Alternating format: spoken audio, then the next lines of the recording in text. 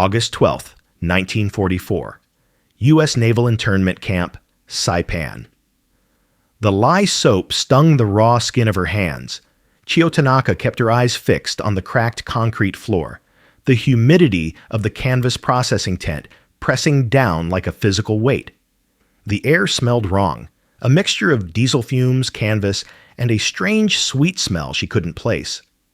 She was no longer Nurse Tanaka of the IJA 3rd Field Hospital. She was prisoner 734. A U.S. Marine, his face sunburned lobster red beneath his M1 helmet, dropped a bundle onto the processing table. A Nisei interpreter, his U.S. Army uniform crisp, pushed an item toward her. It was small, folded, and impossibly smooth. Pale ivory. Silk. Kinu. In a Japan where silk was reserved for parachutes and patriotic banners, this was an impossibility. "It is regulation issue," the Nisei interpreter said, his voice flat. "Take it." Chiyo's mind fractured. This was the Kichiku, devil beast. This was the prelude to torture? The silk felt cool, almost insulting against her trembling fingers. The stories of history are found in these impossible details. If you value these overlooked perspectives, consider subscribing and let us know what country you're watching from. 2 weeks earlier, Marpi Point, Saipan. The air in the cave was thick enough to drink. It stank of cordite, unwashed bodies, and the sharp, sweet copper of drying blood. Nurse Chiyo Tanaka knelt on the damp volcanic rock, her breath a ragged gasp behind the gauze mask tied loosely around her face. The world outside had dissolved into a roaring concussion of U.S. Navy shells and the rhythmic, terrifying thump, thump, thump of heavy machine guns. They were close. Her goal was simple. It was the only goal left. The Gyokusai, the shattered jewel, an honorable death. But first, duty. She moved to the first man, a private whose lower body was a ruin of shrapnel and scorched khaki. His eyes were wide, pleading. She didn't have morphine, not anymore. She had only her Type 14 Nambu pistol, heavy and cold in her small hand.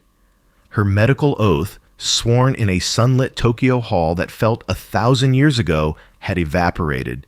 There was only the code. "Forgive me," she whispered, her voice lost in the thunder. She placed the barrel against his temple. She repeated the act twice more. Her hands did not shake. This was not medicine. This was logistics. This was the final service. Now it was her turn. The sound of American voices, harsh and guttural, echoed at the cave's mouth, followed by the terrifying liquid whoosh of a flamethrower. Fire licked the entrance, illuminating the cave in a hellish orange. There was no more time. Chiyo wiped the barrel on her sleeve, pressed the cold steel to her own temple, and took a final, steadying breath. She closed her eyes, her mind filled with the Emperor's face. She pulled the trigger, and a concussion grenade exploded at the mouth of the cave. The blast wave hit her like a physical fist, throwing her sideways. Her head cracked against the rock wall. The Nambu skittered away into the darkness. She was stunned, disarmed, and worst of all, alive. The roaring in her ears subsided, replaced by the crunch of heavy boots on gravel. They were inside. She had failed. A boot kicked her side. Not a vicious, bone-breaking kick, but a hard, impatient nudge. "Get up. Up." The voice was an animal bark. Hands, rough and strong, hauled Chiyo to her feet. She was dragged from the darkness into a world of blinding white. The Saipan sun was a physical hammer blow. She squeezed her eyes shut, stumbling as she was pushed into a line with 2 other survivors, both orderlies, their faces blank with shock. The air was filled with shouting, the clatter of gear, and the deep, grinding rumble of a Sherman tank idling nearby. She opened her eyes. The Kichiku were everywhere. They were giants, their faces smeared with green paint and streaked with sweat. Their M1 helmets were netted, foliage stuck in the webbing. They moved with a casual, exhausted brutality, shoving prisoners, securing the cave perimeter. Chiyo knew what came next. The stories were clear. Humiliation, then torture, then rape, then a ditch. Her only goal now was to accelerate the process, to force a quick, clean death. She had to provoke them. A Marine, his face burned a raw crimson, shoved a canteen at her. It was a strange, olive-drab plastic, not the metal she was used to. Water, he grunted. This was it. The poison. Or perhaps the first humiliation, forcing her to accept their tainted charity. Chiyo stared at the canteen. Then she looked the Marine in the eye and spat. A fleck of bloody saliva landed on his sun-cracked lips. She tensed, bracing for the rifle butt to her jaw, the bayonet to her stomach. The Marine didn't move. He simply closed his eyes for a second, a tremor of profound weariness passing over him. He slowly wiped his mouth with the back of his filthy glove. He looked at his comrade. "Christ, I'm tired of this," he muttered in English. "Get the interpreter. This one's a fighter." Chiyo stood frozen. Her defiance had failed. The non-reaction was a vacuum, a psychological void more terrifying than the violence she had craved. They didn't see her as a warrior. They saw her as a problem. A moment later, another American soldier approached, this one slighter. He wore the same uniform, but his face was Japanese. He stopped in front of her, his expression unreadable. "She's a nurse," the Nisei interpreter said to the Marine, his voice flat and American.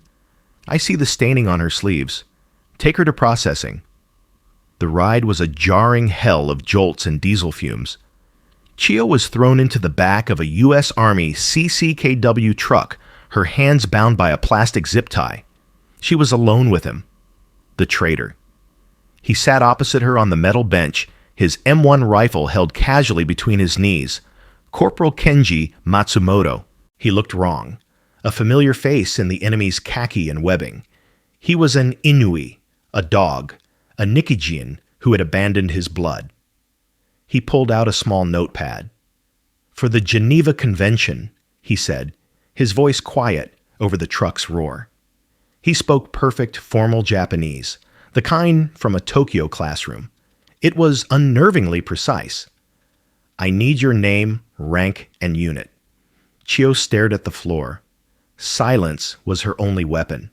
To speak her name was to admit she was a Horyo, a prisoner. It was the first act of surrender. "You are a nurse," he continued, his pencil poised. "IJA 3rd Field Hospital, 47th Independent Mixed Brigade. We know they were in this sector." She met his gaze, pouring every ounce of her contempt into it. He did not flinch. He simply studied her, his eyes patient, clinical. This was worse than the Marine's exhausted anger. The Marine saw a nuisance. This man saw a specimen. "Refusing to answer doesn't help you," he said calmly. "It only complicates the medical records. We are required to treat you. We are not required to guess." He was using logic, not force. He was attempting to reason with her, as if they were two civilized people, not a patriot and a traitor. The assumption of equality was the deepest insult. He sighed, a small, weary sound, and looked away for a moment, out the canvas flap at the blurred jungle. "My mother is from Nagasaki," he said, his voice softer now, almost conversational. "She grows roses. She would be ashamed of what this island has become, of what we have all become." Chiyo's contempt faltered, just for a second, replaced by a sharp sting of moral confusion. The statement was not propaganda. It was not a threat. It was personal. It claimed a shared grief she was told could not exist between them. Before she could recalibrate her hatred, the truck's brakes squealed. The engine idled down. Kenji stood up, all business again. "We're here." The truck's tailgate dropped, revealing a sprawling, chaotic city of canvas tents and barbed wire, shimmering under the oppressive heat. Camp Susupe. "You are no longer Nurse Tanaka," he said, as if he knew her name all along. "You are now a prisoner of war." The processing tent was a factory for dismantling human beings. Chiyo was separated from the male prisoners and shoved into a line of terrified Okinawan women. The air hummed with a detached, industrial efficiency. There was no interrogation, no shouting, no personal malice, only a series of cold, impersonal stations. A woman in a U.S. Navy uniform, not a nurse, but something else, her hair pinned up under a crisp white cap, pointed at Chiyo, then at a canvas stall. "Shower, now." The English was sharp, clear. Chiyo's tattered uniform was taken, leaving her naked under the gaze of the American woman. She braced herself. This was the moment the propaganda had warned of. But the woman's eyes were not leering. They were bored, clinical. She was looking for lice, for rashes, for disease. She saw a problem, not a woman. The shower was cold, the water smelling heavily of chlorine. A harsh block of lye soap was thrust into her hand. The sting of it on her raw skin was a small, sharp pain that anchored her in the humiliating present. She was rushed out, still dripping, and pointed toward another station. Another female sailor, this one holding a metal canister with a hand pump. "Arms up!" the sailor ordered. Chiyo obeyed, her mind numb. A cloud of fine white powder enveloped her. It was cold, clinging, and smelled sharp, like a chemical factory. The sailor methodically pumped the nozzle, dusting her hair, her armpits, her groin. The powder, DDT, a potent insecticide, was a final, profound statement. She was no longer Chiyo Tanaka, a nurse of the Imperial Army. She was not even a Horyo. She was an infestation, an animal to be dipped, scrubbed, and poisoned of its native filth. The shock was not in the brutality, but in the lack of it. This was not sadistic. It was systematic. It was the cold, unfeeling efficiency of a nation that could build Sherman tanks and aircraft carriers, now applied to the cleansing of its human refuse. She was handed a rough, olive-drab towel. Dry next station. Numb, powdered, and scrubbed clean of her identity, she moved toward the final table, where a pile of folded clothing waited. She reached the final table, her skin still tingling from the DDT. The traitor, Corporal Kenji Matsumoto, stood behind it, presiding over stacks of folded clothing and small cardboard boxes. He did not meet her eyes. He was merely a cog in this dehumanizing machine. Chiyo expected rough canvas, perhaps a cast-off marine utility shirt riddled with holes. She expected rags fit for a prisoner. Kenji pushed a small pile toward her, a shapeless olive-green cotton dress, and a box, a Red Cross comfort kit. He tapped the box. "Standard issue, open it." Her fingers were stiff, clumsy. She broke the seal. Inside, resting on top, was a bar of soap, not the harsh lye block, but a pale, creamy-colored bar that smelled faintly of flowers. Beside it, a toothbrush and a small sewing kit. These were mundane, but beneath them was the impossibility. It was a small, folded item. Pale ivory, impossibly smooth. The lye soap stung the raw skin of her hands. Chiyo kept her eyes fixed on the item, the humidity of the canvas processing tent pressing down like a physical weight. She was no longer Nurse Tanaka. She was prisoner 734. She picked it up. The fabric cascaded over her fingers, cool and light, silk, kinu. In a Japan where women had donated their silk kimonos to be melted down, where kinu was a sacred material reserved for parachute canopies and the emperor's banners, this was a violation of all logic.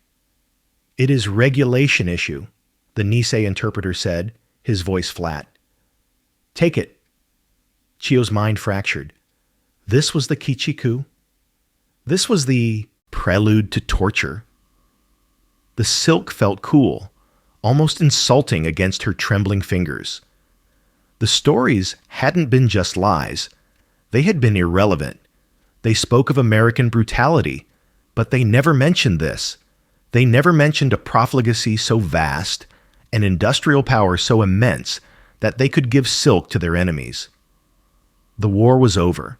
Japan had not just been defeated, it had been rendered obsolete. This piece of underwear was a weapon more devastating than a flamethrower. "Move on," Kenji said. "Put it on. Next." She clutched the silk, a brand against her skin, and was pushed out of the tent into the women's compound. The women's compound was a sea of defeated eyes. It was suffocatingly hot.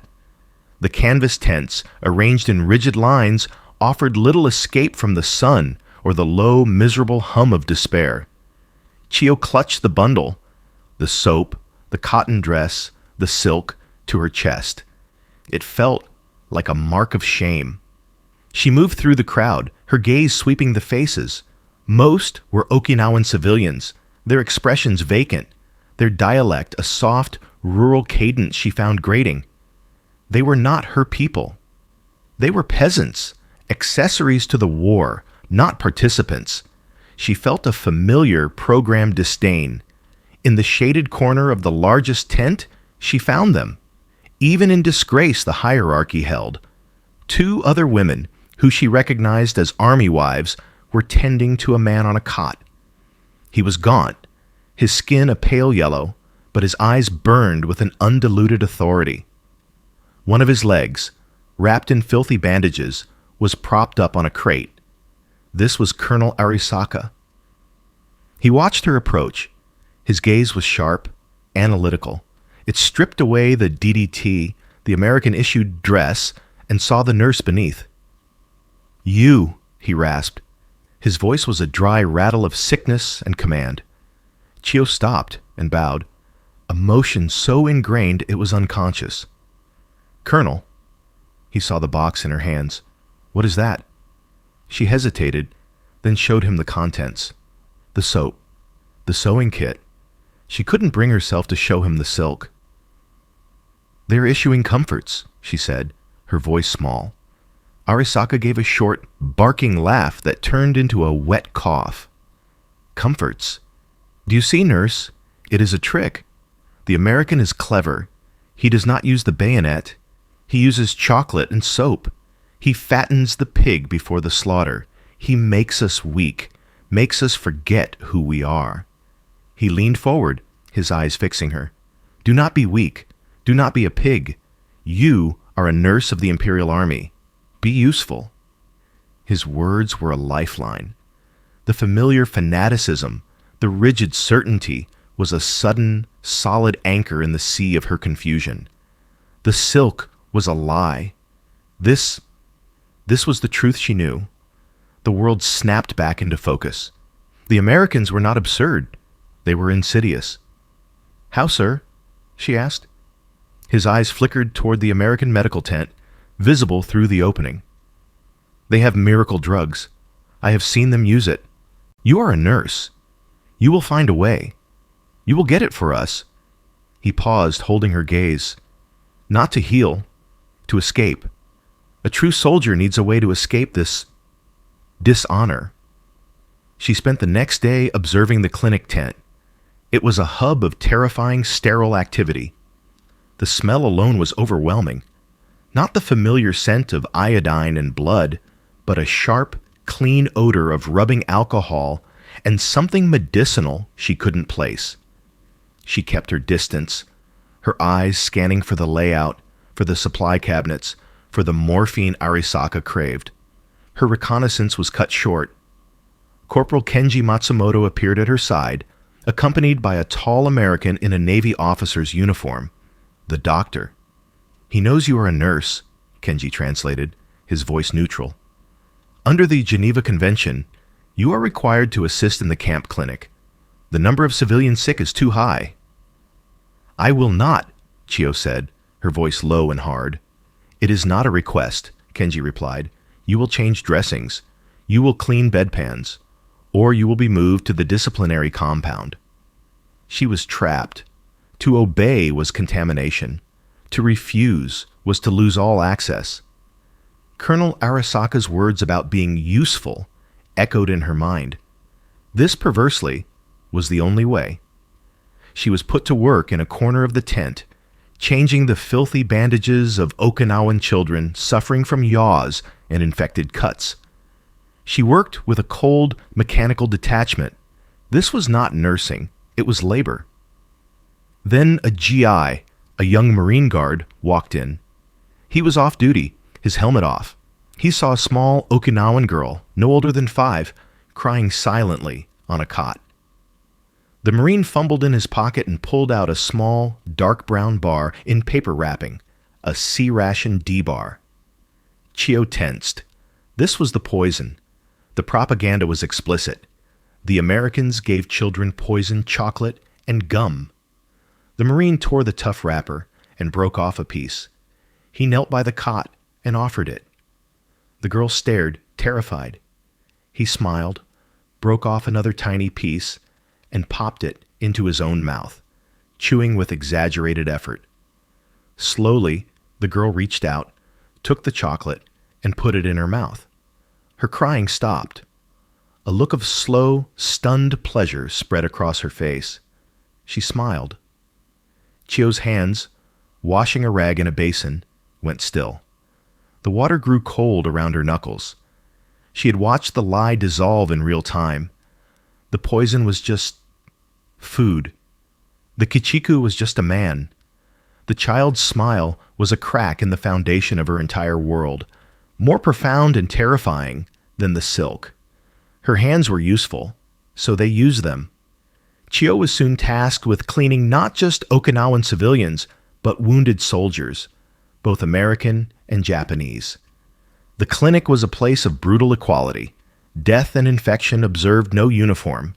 She was cleaning a tray of instruments when she saw the Navy doctor, the one Kenji called Lieutenant Commander Walsh, at a critical station. 2 cots lay side by side. On one, a young Marine, his leg ripped open by shrapnel, the flesh swollen and weeping. On the other, a Japanese private, his leg in almost the exact same condition. Both men were dying. The sweet, foul odor of gas gangrene, a smell she knew better than her own, hung over them both. In her field hospital, this would be a death sentence. A double amputation, followed by a likely death from shock or sepsis. Walsh worked with a calm, unhurried pace. He cleaned the Marine's wound. He then took a small glass vial containing a pinch of yellowish powder. He pierced the rubber stopper with a needle, injecting sterile saline. He swirled the vial, the powder dissolving instantly. He drew the pale liquid back into the glass syringe. He injected the Marine. Then he discarded the needle, took a new sterile syringe, and prepared another vial. He turned to the Japanese prisoner. Chiyo stopped breathing.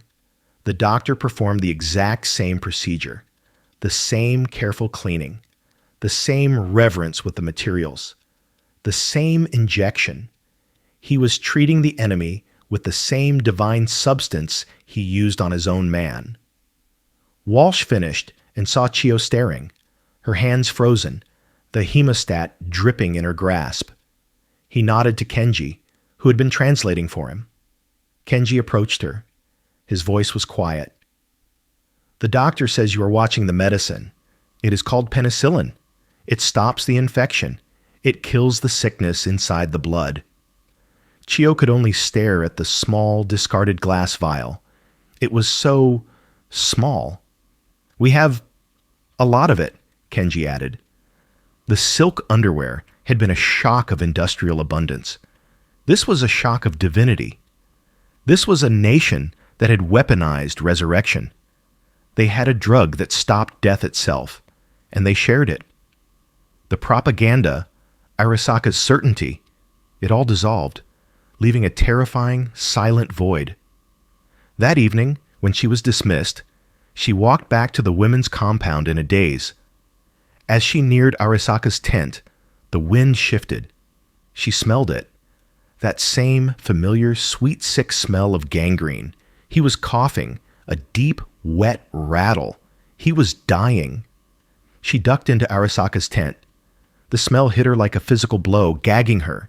It was the smell of the cave, the smell of gangrene, the smell of death she had just seen the Americans reverse. He was propped against the tent pole, his skin slick with a feverish sweat that glowed in the lantern light. His leg was a swollen, grotesque mass. He was delirious, muttering. But his eyes snapped open as she approached, locking onto her with a terrifying, lucid intensity. His hand shot out, bony claws seizing her wrist. "You!" he hissed. "You were there, in the clinic. Did you get it?" Chiyo froze. Get what, sir?" "The poison," he rasped, his grip tightening.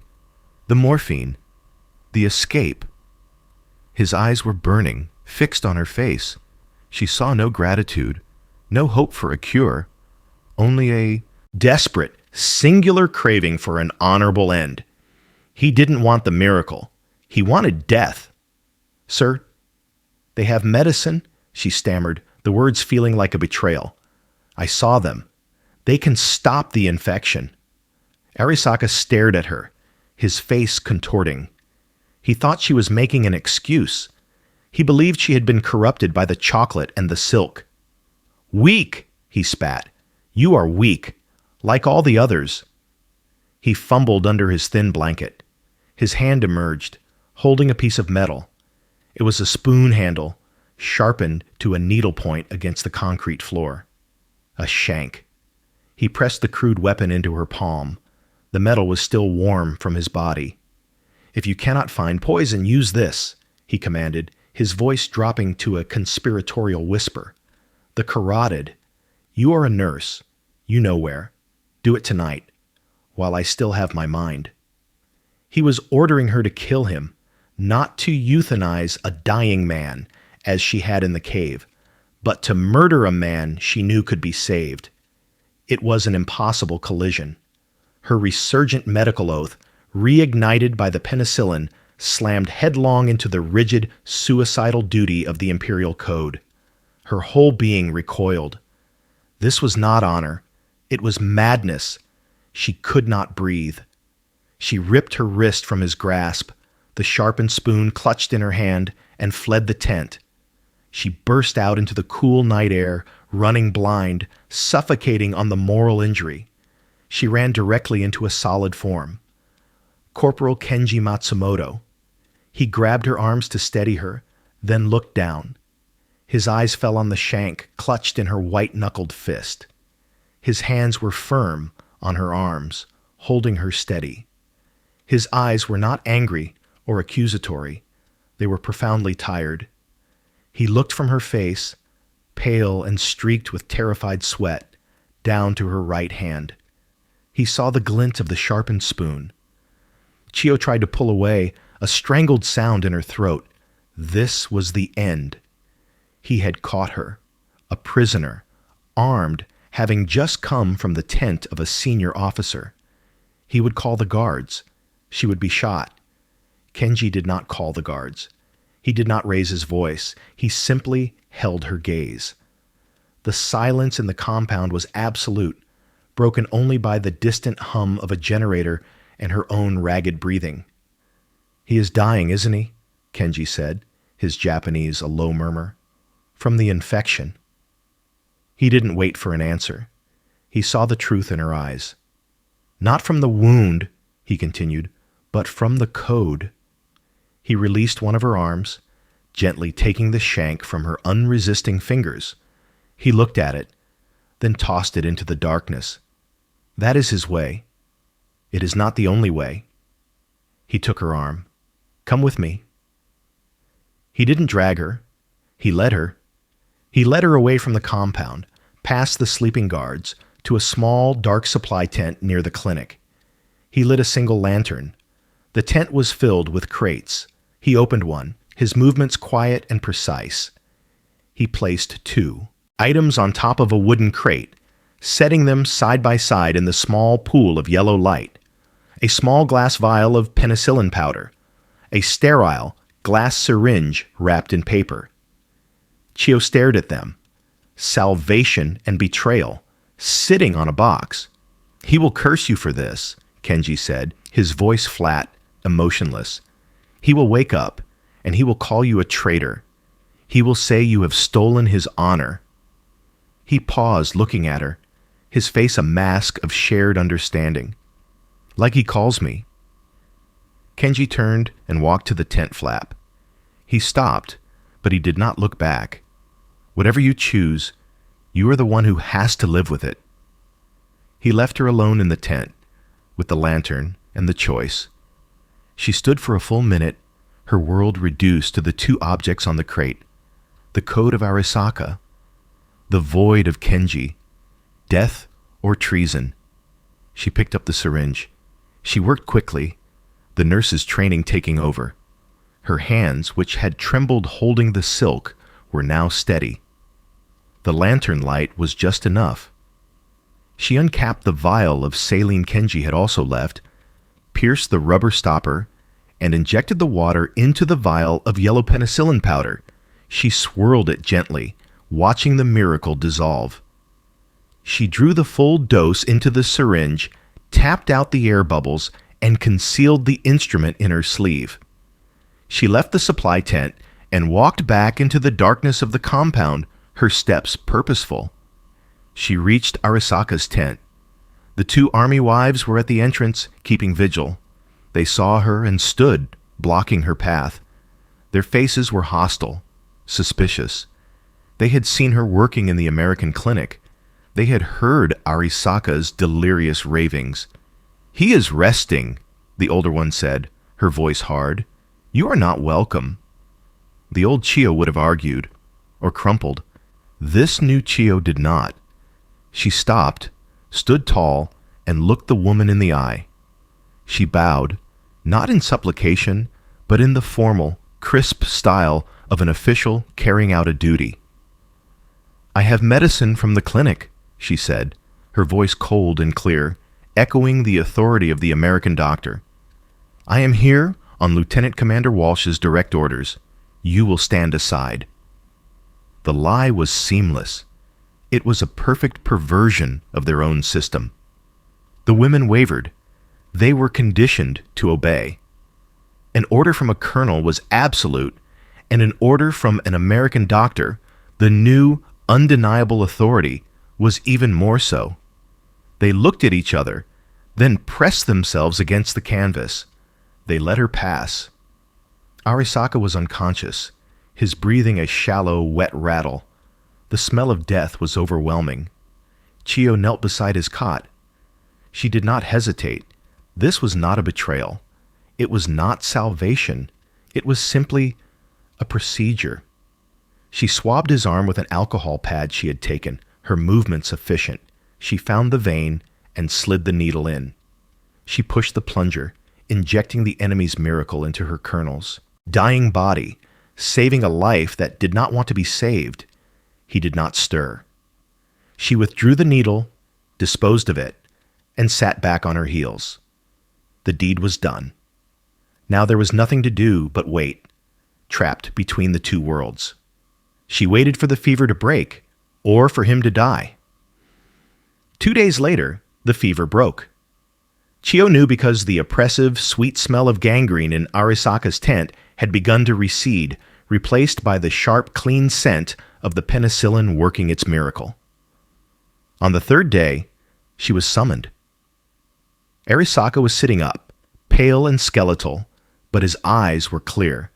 The fire of his fever was gone, replaced by a cold, dead ash. The army wives stood behind him, their faces masks of judgment. He watched her as she approached. She gave a small, perfunctory bow. He said only one word. His voice was a dry whisper, but it carried across the tent. Inui. Traitor. Dog. The word followed her out of the tent. It spread through the compound like the DDT powder, clinging to her, marking her. The Okinawan women averted their gaze. The other Japanese wives turned their backs as she passed. She had saved his life and, in doing so, had lost her place. She had lost her identity as a patriot, her last connection to the world that was. She returned to her cot an outcast in a camp of outcasts. She sat alone in the oppressive midday heat, a ghost among ghosts. She looked up. Through the barbed wire fence 50 yards away, she saw Corporal Kenji Matsumoto. He was watching her. He was not there as a guard, but as a witness. He saw her isolation. He saw the price of the choice he had given her. He held her gaze for a long moment. He gave a single, almost imperceptible nod. Then he turned and walked away, disappearing behind a row of trucks. Chiyo sat, suspended in the gray void. She was not Imperial Japanese. She was not American. She was just Chiyo. Her hand fell on the small bundle given to her in processing. She pulled out the item that had started it all, the impossible piece of ivory silk. It was soiled from the journey. She looked at it, no longer with confusion or shock, but with a dull, clinical observation. It was just a thing. She took the block of lye soap, the same harsh soap from her first day, and a bucket of water. Methodically, her hands moving with the steady rhythm of a simple task, she began to wash it.